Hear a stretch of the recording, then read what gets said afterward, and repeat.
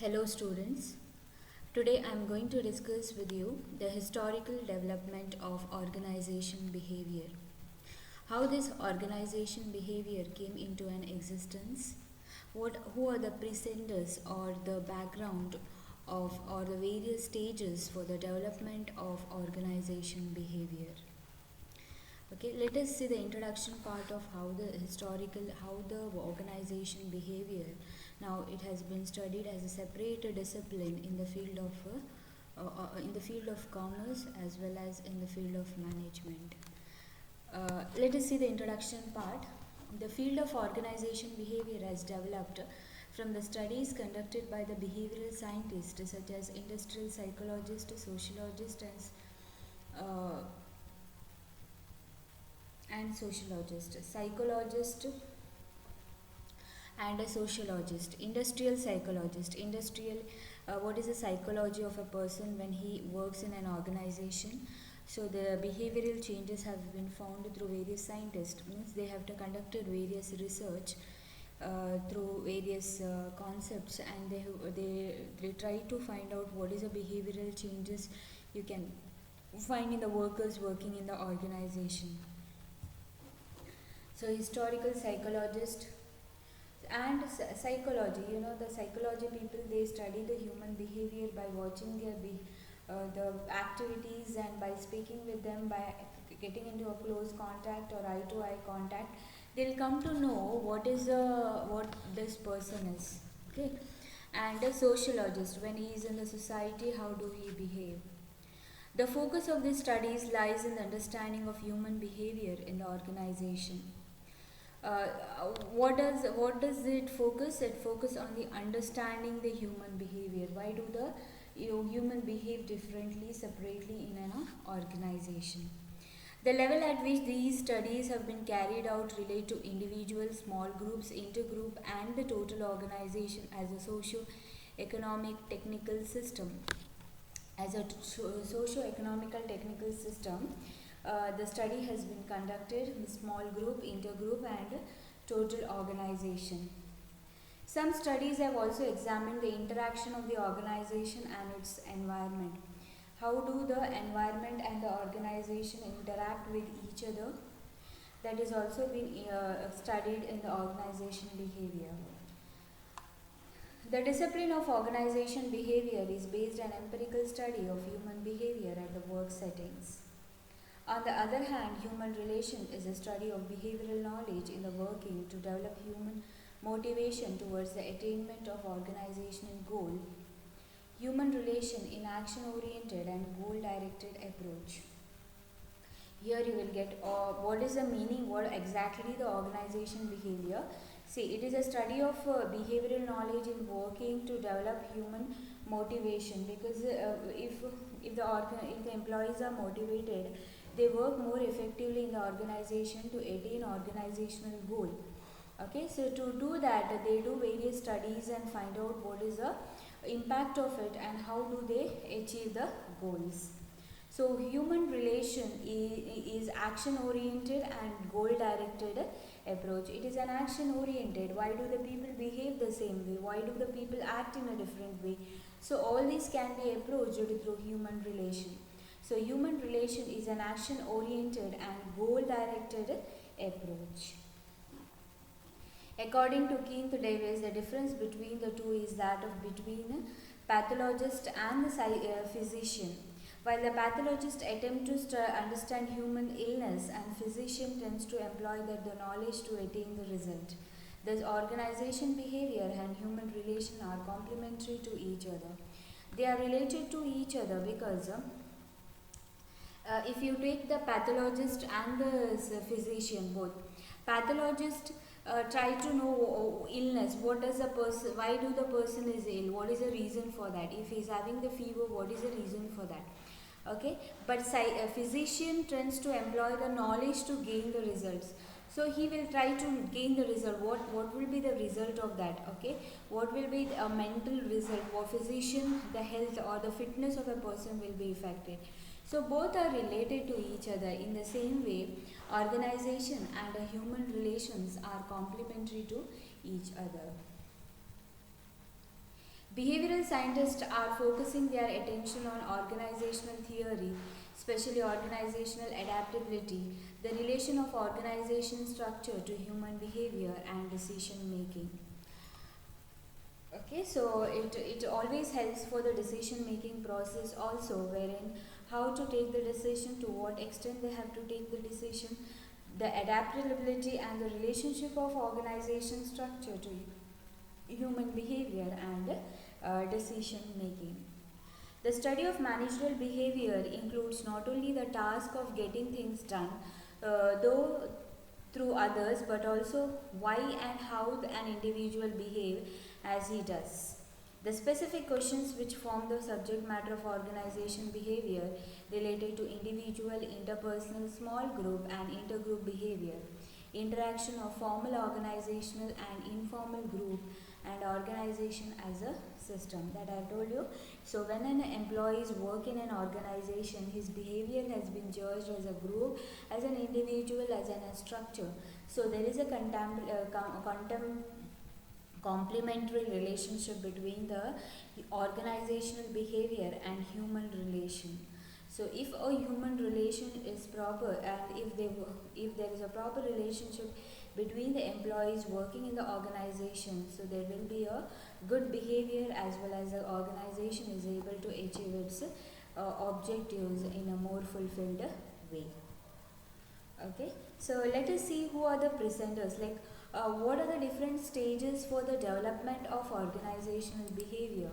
The development of organization can be presented under various stages. They are industrial psychology, that is industrial revolution, then scientific management movement, human relation movement, and Orton study. So this is how by stage it has been developed.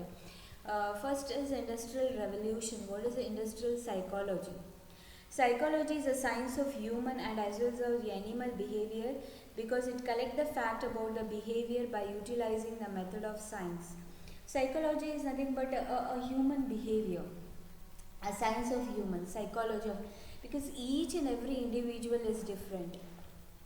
Each and every individual behave differently in an organization. They are different, so you can't make out why this person is different, that person is, because the behavior of each and every individual, the thinking, the ability of a person is different from one person to another. So psychology is a science of human and also animal behavior, because it collects the fact about the behavior by utilizing the method of science.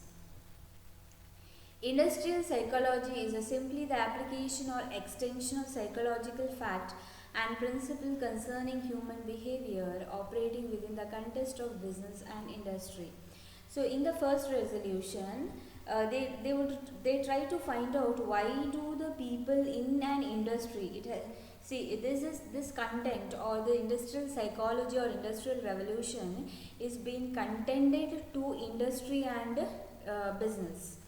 Okay, so industrial psychology draw upon the fact, generalization and principles of psychology. Industrial psychology, you know, the behavior, the mentality of a person. Why do the person behave differently? Why do the person act differently in an organization or in an institutions or an industry?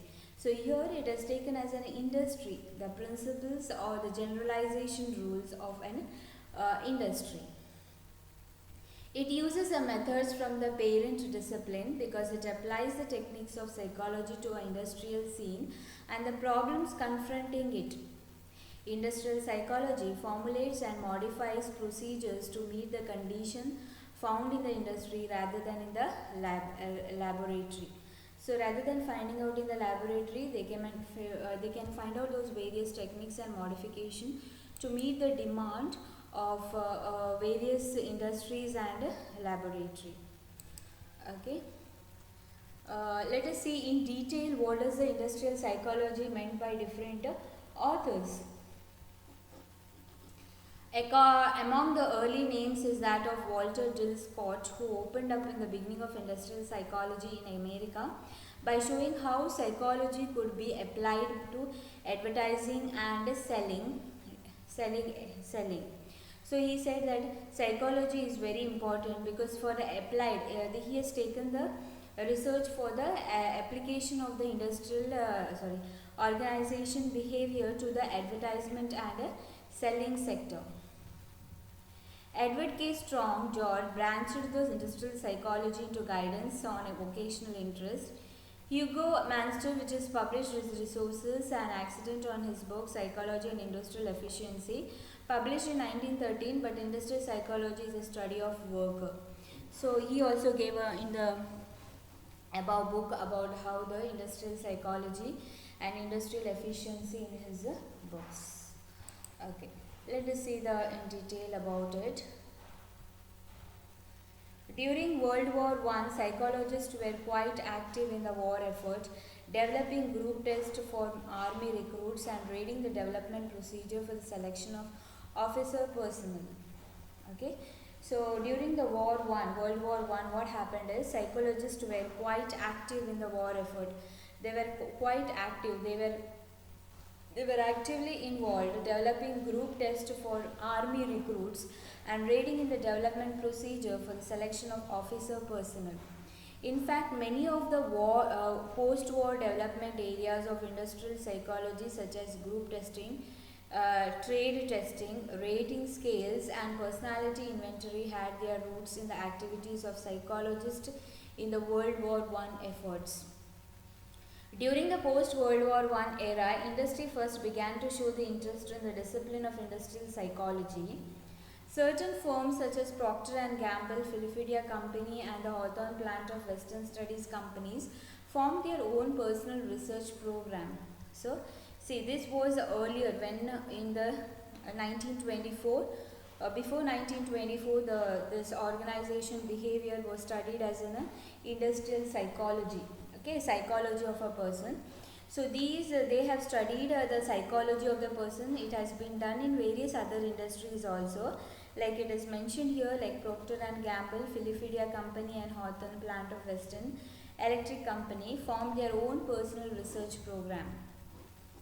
In fact, it was an Hawthorne Western Electric Plant and that the famous Hawthorne study was began in 1924. The famous Hawthorne study, when it was started in 1924. These studies provided the foundation of impetus on the expansion of industrial psychology beyond the realm of selection, placement and working condition into the study of motivation, morale and human relation. The depression itself has considerable effect on the development of industrial psychology. The depression itself gave a room to the psychology or the effect of psychology. So psychology was what it was done is to know the as a group testing, trade testing and rating scale to know the behavioral changes of a person working in an organization. While it may be slowed growth in some direction, it nevertheless opened many additional areas for study. After the depression, the importance of employees' attitude began to recognize consequently. What is the change in the attitude of a person? It has been recognized consistently and consequently where the changes has been found. Okay, so much development since the time has been era. World War II was also the major factor in the growth of psychology and industry. Although American Association for Applied Psychology was formed in 1937 as an official organization of industrial psychology. It was a huge psychological contribution to the war efforts that proved to industries and other alike, and applied psychology has become an important contribution to offer alongside also developed their various training programs of specialized types or job analysis and performance appraisal technique. So it has been used in their separate World War II also it has been used. The changes in the technology, changes in the various growth changes in an organization, as well as the psychology has been applied psychology was formed in 1937 as an official organization of industrial psychology. It was a huge psychological contribution to the war efforts that proved to industries and other alike that applied psychology had important contribution to offer. It has an important contribution that has to be made to offer to the various public. Alongside also developed various programs, training program of specialized types and job analysis and performance techniques. So all these were used to know the psychology of a person, why do the person behave differently. The next stage, as you know, that there are 4 stages: industrial psychology, scientific management development, human relation movement, and Hawthorne studies. So there are 4 stages. I've finished with the first stages: industrial revolution. To say in a simple word, industrial revolution is a study of the psychology of a person as a human, as an individual, and it has been used in industries and business to know the generalized and principal fact of a person or the psychology of a person, wherein the research have been done by various authors. It has been used in even the First World War and Second World War, where certain companies try to find out the interest of the person towards the activities and test rating, test scale rating and personality inventory of a person. It was done by Procter & Gamble, Philadelphia Company, Hawthorne Plant of Western Electric Company was formed their personal research programs to know why do the person behave differently. Okay. Then during the depressions and attitude of a person will be judged. Even Second World War 1937, it tries to find out the behavior of a person, and it has been developed to various training programs to change the behavior and specialized type, job analysis and performance appraisal techniques. Now let us see the second one, that is scientific management movement. Frederick W. Taylor, with his idea, he is called as scientific management. Taylor's the scientific management movement is once was recommended, was given by a famous scholar called Frederick Taylor. His ideas are called as scientific management.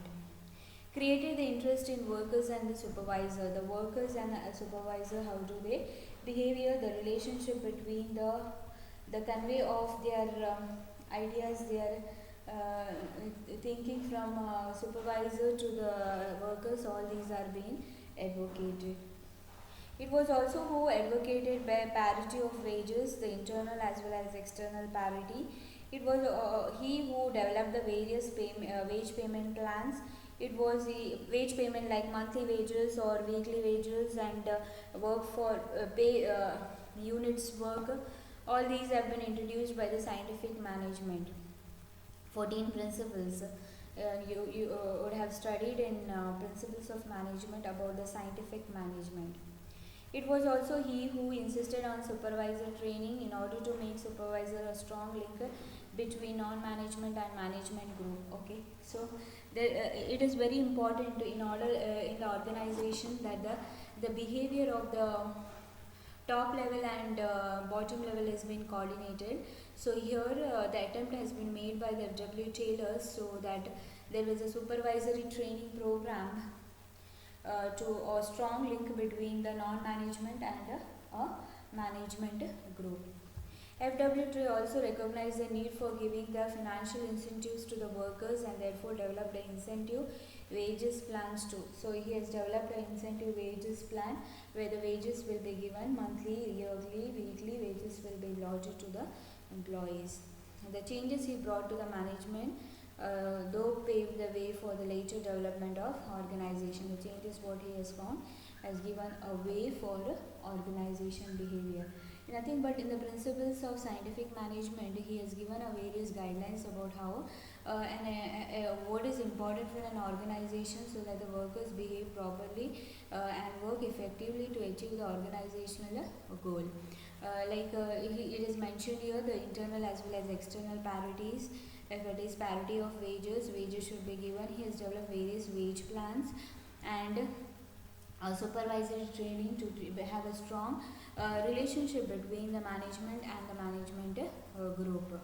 FW also recognized the need for giving even the financial institutions extra work, extra wage. Okay, part time. If you do the extra work, then the wages will be given for every extra hours.